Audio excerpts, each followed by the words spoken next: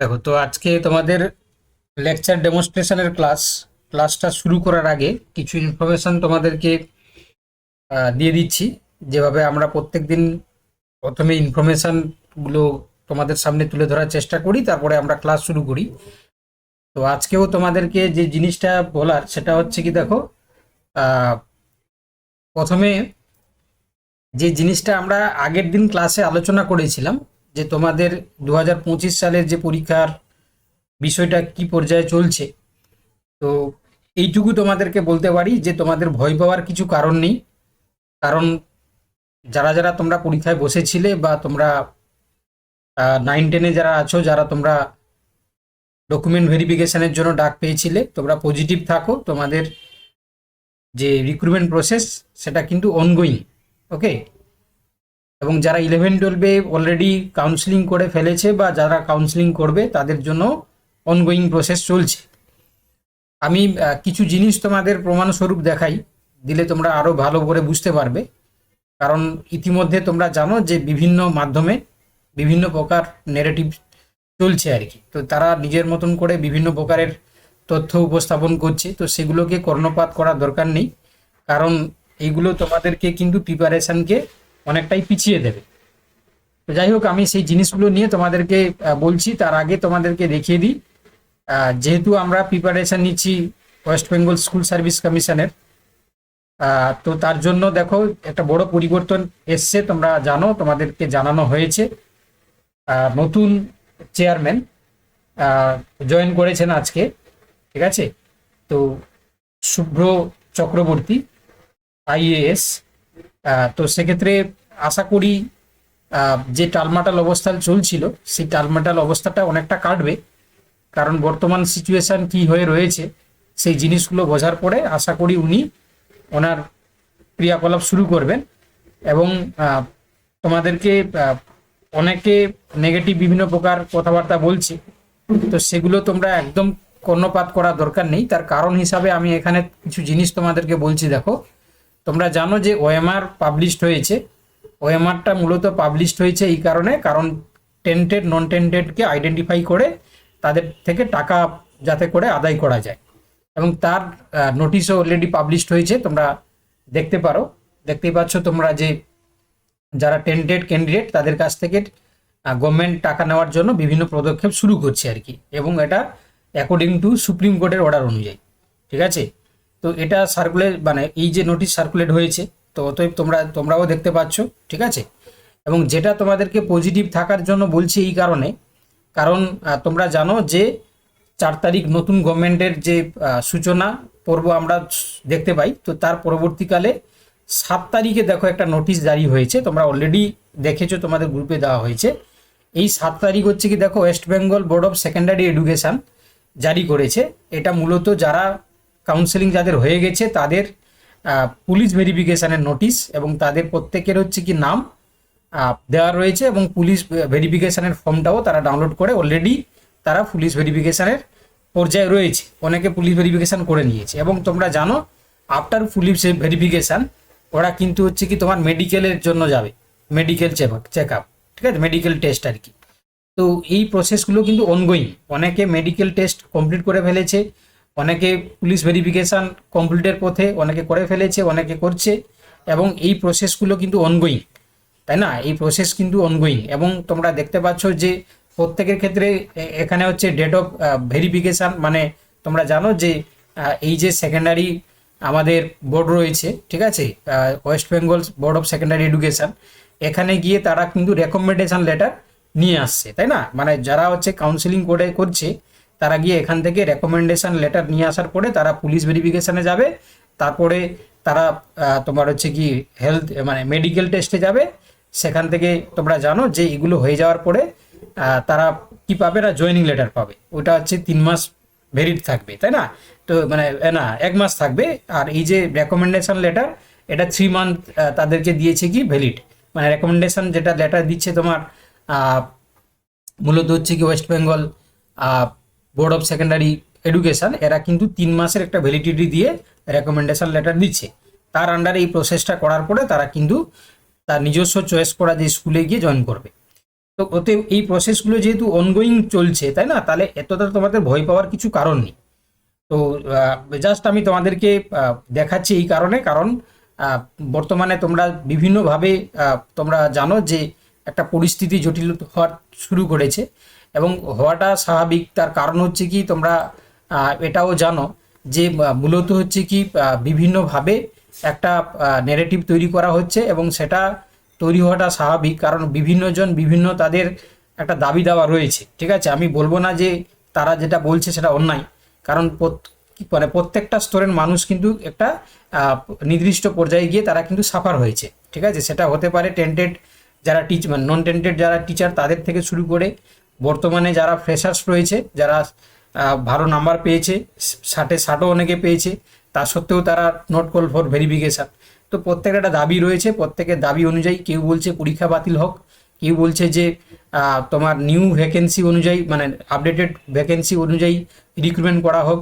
হ্যাঁ, তো এইরকমভাবে বিভিন্ন রকম নেগেটিভ কিন্তু শোনা যাচ্ছে। ঠিক আছে, তো সেগুলো চলবেই, কিন্তু তার প্রসেসে তার তার মাধ্যমে তোমরা জানো যে এবারে যে এসএসসিটা অনেকটাই কিন্তু স্বচ্ছতার সাথে হয়েছে, এবং প্রত্যেকটা স্টেপ কিন্তু তোমার কোর্টের অর্ডারের অনুযায়ী কাজ করছে, এবং তারা প্রত্যেকটা স্টেপ কিন্তু আপ টু ডেট মানে নোটিফিকেশান আকারে কিন্তু মানে তোমার ওয়েবসাইটে শো করিয়ে দিচ্ছে।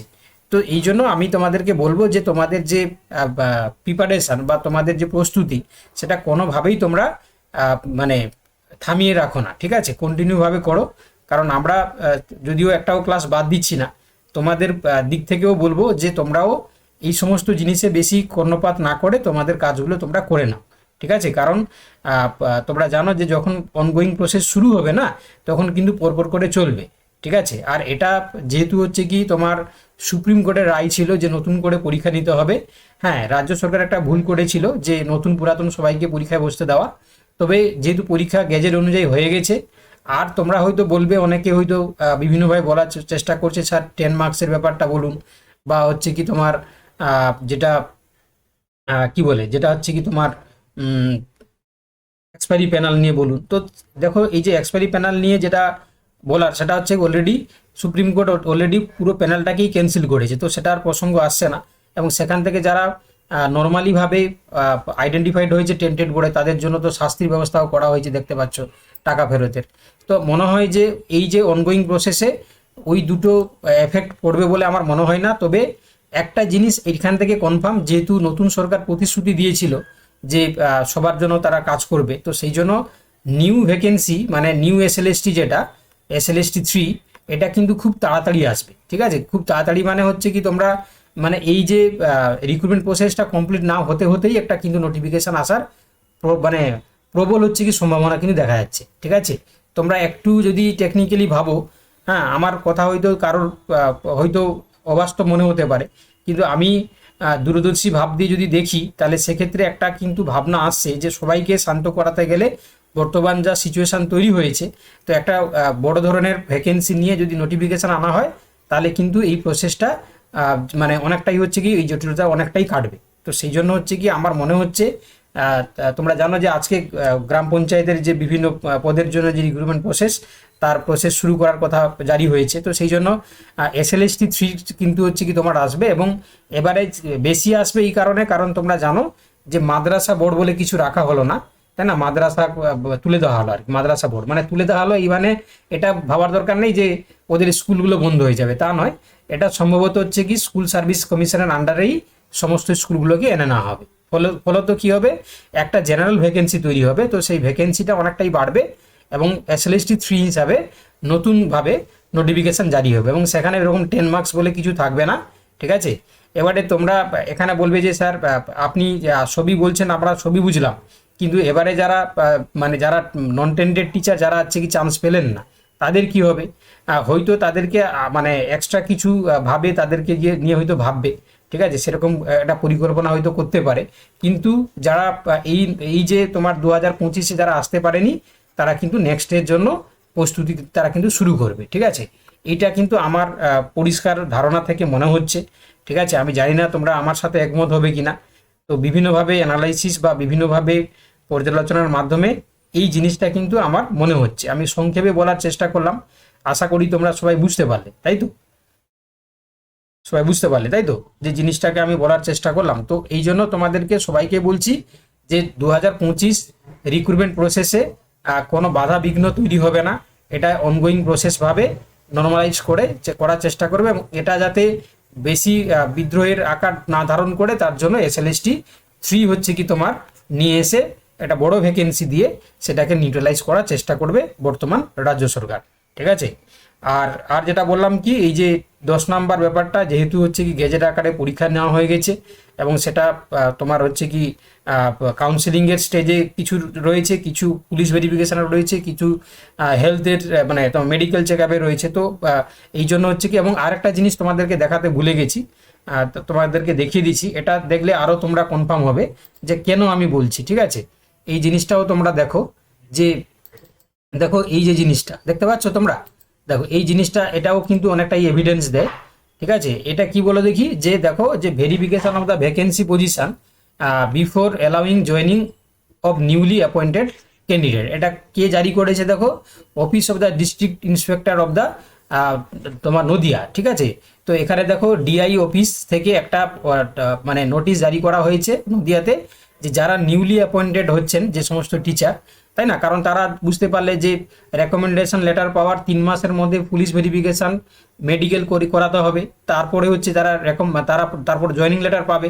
ওই জয়েনিং লেটার নিয়ে গিয়ে কোথায় যাবে না, ওই স্কুলটা যে ডিআই অফিসের আন্ডারে, যে ডিস্ট্রিক্টের আন্ডারে, সেখানে গিয়ে তাকে ওখানে জয়েন করতে হবে। ঠিক আছে, তো সেক্ষেত্রে জয়েন করতে গেলে বলে দিচ্ছে যে ডিআই অফিসকে, যে যাতে করে তারা মানে ভ্যাকেন্সিটাকে ভালো করে দেখে তারা যাতে জয়েন করায় আর কি। ঠিক আছে, তো ওতে বলছি এটা কবে জারি হয়েছে দেখতে পাচ্ছ, আজকে 12 তারিখে।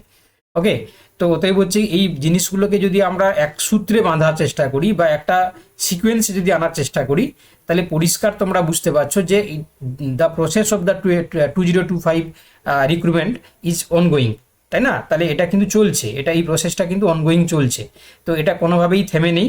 বাকি হচ্ছে কি, এই যে ভেরিফিকেশান বলো বা তোমরা বলতে পারো যে স্যার তোমার ইন্টারভিউ বলো, এটা কিছুটা হলেও ডিলে হচ্ছে এই কারণ বর্তমানে তোমরা জানো যে সভাপতি মানে চেয়ারম্যান তিনি মানে পদত্যাগ করলেন, নতুন চেয়ারম্যান এলেন, তারপরে হচ্ছে কি বৈঠক হবে, আলোচনা হবে, এই সমস্ত জিনিস একটা টাইম টেকিং প্রসেস, তো এই জন্য কিছুটা হলেও ডিলে হচ্ছে।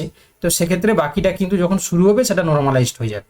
ঠিক আছে, তো আশা করি আমি পুরো বিষয়টাকে তোমাদেরকে খুব সংক্ষেপে বলার চেষ্টা করলাম, হ্যাঁ, এবং প্রত্যেকটা জিনিস কিন্তু তোমাদেরকে প্রমাণ সাপেক্ষে দেখালাম। হ্যাঁ, এবার হচ্ছে কি তোমাদেরকে এইটুকু বলবো, যত নেগেটিভিটি মাথায় ঢুকেছে বা যত সোশ্যাল মিডিয়া দেখে তোমাদের মনে তোমাদের নেগেটিভিটি দানা বেঁধেছে, সেগুলোকে ঝেড়ে মুছে দাও, দিয়ে যেভাবে আমরা প্রস্তুতি শুরু করেছিলাম সেইভাবে পজিটিভলি তোমরা শুরু করে দাও। ঠিক আছে, কারণ আমি প্রত্যেকটা দিন একই কথাই তোমাদেরকে বলছি যে এই প্রসেসটা কোনোভাবেই বাধাবিঘ্ন হবে না, এটা কিন্তু মানে অনগোয়িং চলবে। হ্যাঁ, হতে পারে যে আমার এই বক্তব্য শুনে কারোর খারাপ লাগতে পারে, কিন্তু যেটা বাস্তব কথা সেটা বাস্তবভাবেই বলাটা দরকার আর কি। ঠিক আছে, তো অতএব হচ্ছে কি তোমরা প্রিপারেশনটাকে কোনোভাবে ডিলেমি না করে কন্টিনিউ করো। ঠিক আছে, বোঝা গেছে সবার?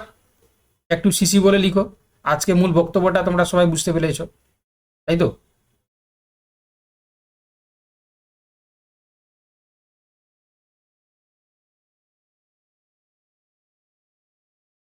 ওকে, তাহলে যেভাবে তোমাদেরকে বলা হচ্ছে তোমরা সেইভাবেই কিন্তু করো। চলো, এবারে হচ্ছে কি আজকে যেহেতু তোমাদের রয়েছে লেকচার ডেমনস্ট্রেশন, যারা যারা এখানে মূলত রেসপন্স করেছো তাদের নামগুলো একটু বলে দিচ্ছি: ভৈরব, সুস্মিতা, শতদ্রুতা, পাপিয়া, দেবলিনা, রিম্পি, মৌমিতা, তারপর রয়েছে শোভা, আফরিন, সুস্মিতা, নেক্সট রয়েছে শাহিনা, পদ্মা, তারপর হচ্ছে মৌসুমি, বিশ্বজিৎ, অনুপমা, রাই, বনশ্রী, তারপর রয়েছে বর্ণালী, কাকলি, সুইটি, শেহনাজ, নেক্সট রয়েছে হচ্ছে কি তোমার সুস্মিতা, শোভা, রিম্পি, ওর আচ্ছা এরাই রয়েছে। যাই হোক, তাহলে এরা মোটামুটি রেডি থাকো। আর তোমরা হচ্ছে কি আগে ভৈরব শুরু করবে, তারপরে হচ্ছে কি আমরা সুস্মিতা, রঞ্জিতকে ডেকে নেবো। ঠিক আছে, চলো ভৈরব শুরু করো।